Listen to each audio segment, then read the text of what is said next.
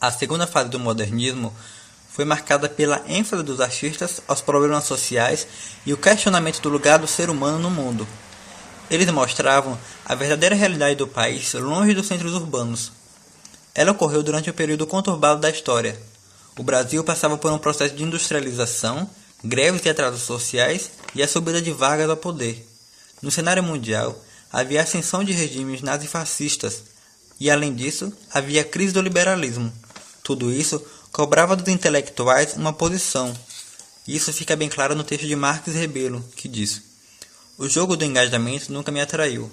Por tal razão, os comunistas me consideram fascista, os fascistas me consideram comunista, os socialistas me consideram reacionário, os liberais me consideram sem vergonha. Não tem a menor importância. Por absoluto cálculo e decisão, nunca precisei de posição política para criar e viver, seguro de que, com as mãos desatadas, pode-se nadar melhor e escapar das correntes fatais." No campo cultural, estava ocorrendo uma democratização das artes. Todos agora tinham acesso a esta, principalmente graças à produção cinematográfica em larga escala, o impulso dado às transmissões de rádio, o fonógrafo e a música popular. Estes não se tornaram apenas objeto de entretenimento, mas também veículos de circulação ideológica.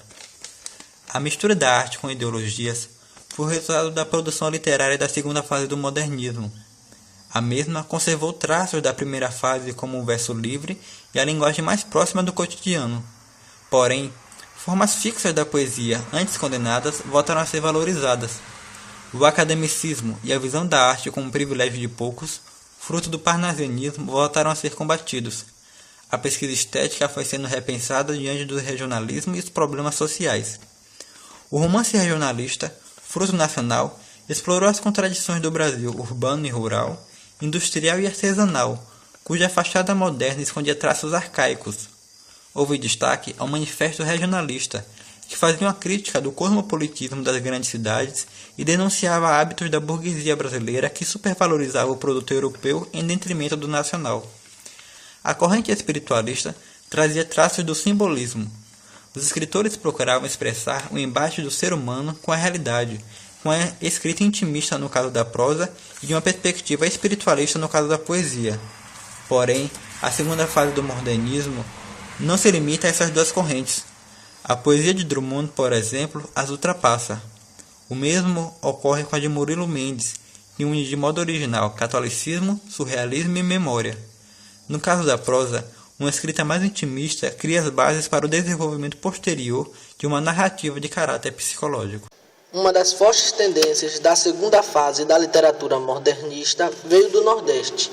Dentre os importantes escritores da segunda fase do modernismo está José Lins do Rego, 1901 a 1957, abrangendo em suas obras o ciclo da cana-de-açúcar, o ciclo do cangaço, o do miticismo e os romances independentes. Também está Graciliano Ramos, de 1892 a 1953, onde ele importa um indivíduo em conflito com a natureza, com a sociedade e consigo mesmo.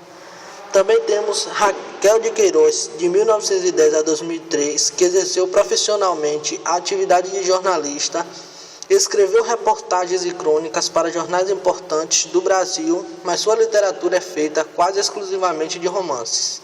Nesse gênero, a obra mais importante e conhecida é seu livro de estreia, O 15, publicado em 1930, onde é narrado o amor fracassado entre Vicente, vaqueiro e criador de gado, e sua prima Conceição, professora da cidade, culta e com tendências feministas.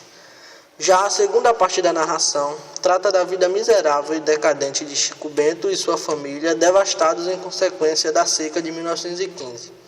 A parte mais importante da obra gira em torno das descrições dos inúmeros problemas da família de Chico Bento, como as dificuldades financeiras, a fome, a morte de um filho, a fuga do outros e os campos de concentração de retirantes em Fortaleza compõem um retrato realista de um contexto regional e suas trágicas implicações socioeconômicas. Jorge Amado, 1912 a 2001, um dos autores mais lidos de nossa literatura, nasceu no dia 10 de agosto de 1912 e faleceu no dia 6 de agosto de 2001. A considerável venda de suas obras dentro e fora do país lhe permitiu viver dos rendimentos da sua produção, acontecimento raro entre artistas nacionais. Os primeiros romances de Jorge Amado são marcados pela denúncia da miséria e da exploração vivida pelas classes marginalizadas da sociedade baiana.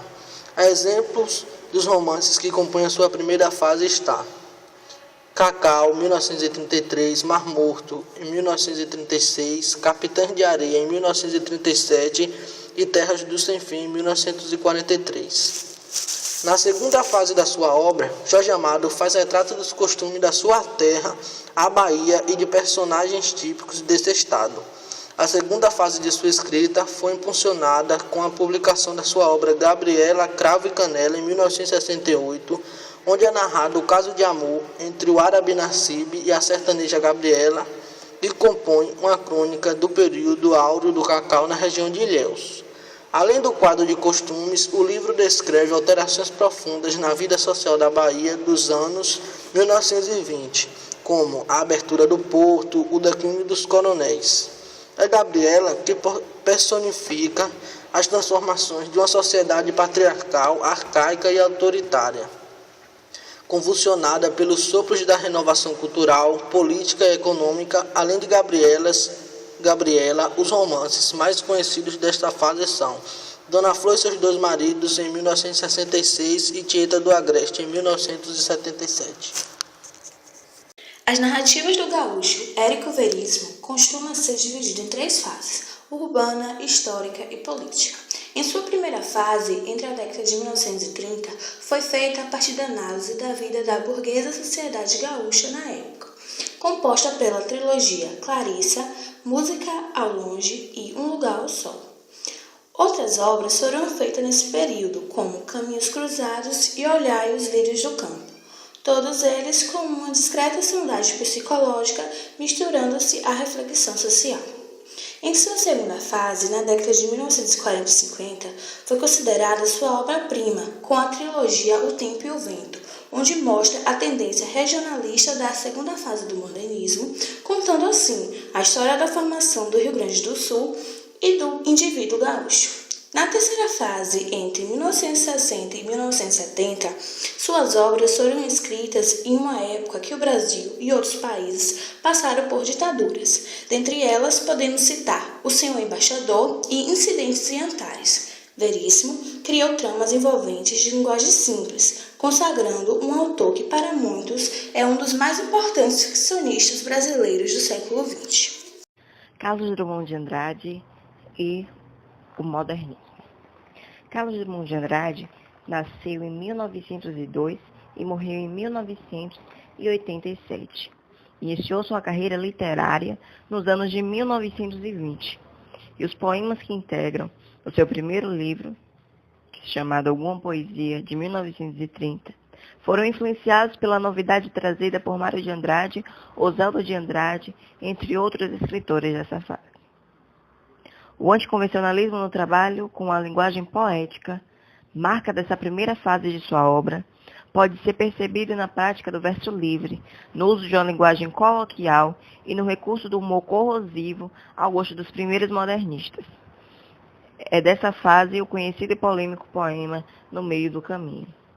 Publicado em 1928 na revista de Antropofagia, o poema foi aplaudido pelos modernistas e repudiado por críticos e leitores conservadores que se incomodavam, entre outros fatores, com a repetição insistente e para eles vazia da frase principal do poema e com o coloquialismo do uso do verbo ter, no sentido de haver ou existir. Os críticos costumam dividir a obra de Drummond em fases ou períodos. De acordo com tal classificação, na primeira fase, que abrange os dois primeiros livros, Alguma Poesia e Brejo das Almas, o eu é maior que o mundo. Em sua segunda fase, que inclui os livros produzidos na década de 1940, O Sentido do Mundo, José e A Rosa do Povo, prevalece um forte sentimento de solidariedade, onde o contexto histórico tem grande responsabilidade nessa mudança do eu lírico, com a instauração do Estado Novo e a ditadura de Getúlio Vargas, e a partir do início da Segunda Guerra Mundial, o eu se torna menor que o mundo. Dessa perspectiva resulta uma poesia social, de largo fôlego, que abrange dos eventos históricos, com as notícias da guerra, até as situações cotidianas. A terceira fase mostrará, em contrapartida, o abandono da esperança e o retorno ao distanciamento. Prevalece aí a negatividade, onde o eu se torna igual ao mundo. É importante ressaltar que, independente da fase experimentada, a produção drummondiana sempre revelou a investigação sobre a natureza da linguagem poética e dos limites da poesia, o que implicou uma enorme diversidade formal, capaz de abranger as inovações radicais da primeira fase do modernismo, mas, igualmente, de recolocar as composições clássicas no centro da produção de poesia no Brasil. Murilo Mendes e Jorge Lima são poetas que misturam componentes bastante distintos em suas obras, como o espiritualismo católico, a visão transfigurada ao surrealismo e uma reflexão de cunho social preocupada com questões relativas à identidade nacional. Murilo Mendes foi um poeta marcado pela inquietude tanto em sua vida quanto em sua obra. Sua poesia multifacetada passa pela ironia dos primeiros modernistas, dialoga com o surrealismo, adere a uma renovação do catolicismo, engaja-se em uma perspectiva socialista e chega a flertar com o experimentalismo da poesia concreta da década de 1950.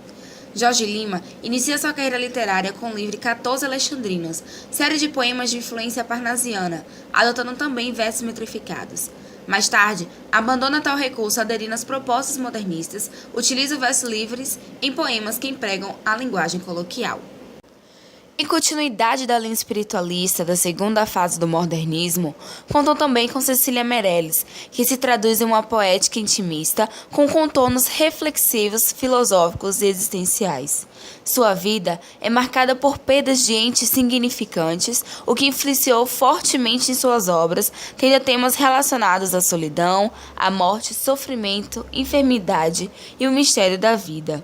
Cecília cria uma poética muito particular. Suas reflexões conduzem a uma busca pelo eterno, não no sentido divino, mas na transcendência do espírito pela poesia, como um canto que procura a essência do existir. O nome Vinícius de Moraes, nascido em 1913 e falecido em 1980, é mais comumente relacionado à música, devido à sua atuação como compositor da bossa nova. Mas Vinícius foi, antes de tudo, poeta.